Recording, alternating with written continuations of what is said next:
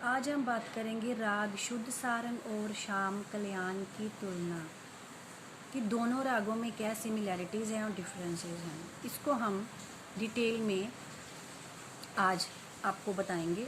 सबसे पहले हम आ जाते हैं कि इन दोनों रागों में समानताएं कौन सी हैं। इसकी पहली समानता ये है कि ये इन दोनों रागों का जो थाट है वो कल्याण है। दोनों ही कल्याण थाट से कल्याण थाट रागजन्य माने गए हैं। दोनों में माँ स्वर लगता है, दोनों माँ लगते हैं और बाकी सारे स्वर शुद्ध प्रयोग किए जाते हैं। दोनों का जो आरोह है वो औडव जाति का राग है, औडव जाति का है। मतलब कि दोनों रागों में जो है 5-5 स्वर लगते हैं, जिससे हम कह सकते हैं कि इसकी जाति जो है वो औडव है। पंचम स्वर के बारे में कह सकते हैं कि पंचम स्वर इन दोनों रागों में बहुत ही महत्वपूर्ण माना गया है। और दोनों रागों में जो विशेष स्वर संगति दिखने को मिलती है, जो हम कह सकते हैं कि दोनों रागों में समानता है, एक तो है रे मा पा, दूसरी है पा नी सा और तीसरी है मा रे।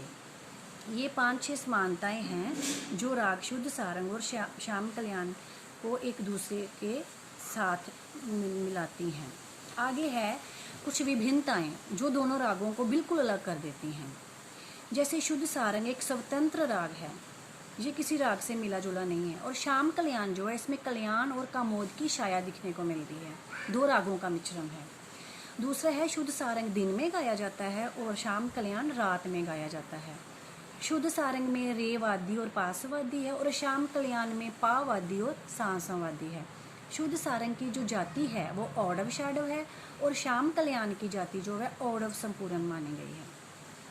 शुद्ध सारंग में धैवत है जो उसका अल्प प्रयोग किया जाता है, किंतु श्याम कल्याण में धैवत अल्प नहीं है। उत्तरांग में धैवत दोनों रागों को एक दूसरे से अलग कर देता है।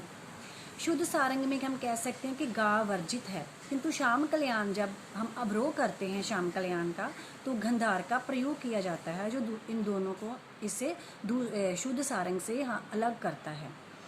और ये आवश्यक स्वर भी है।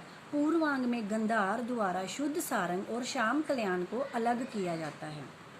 इससे आज हमने शुद्ध सारंग और श्याम कल्याण की तुलना की, जिसमें हमने दोनों की समानताएं पहले जानी और फिर इसकी विभिन्नताएं। नमस्कार।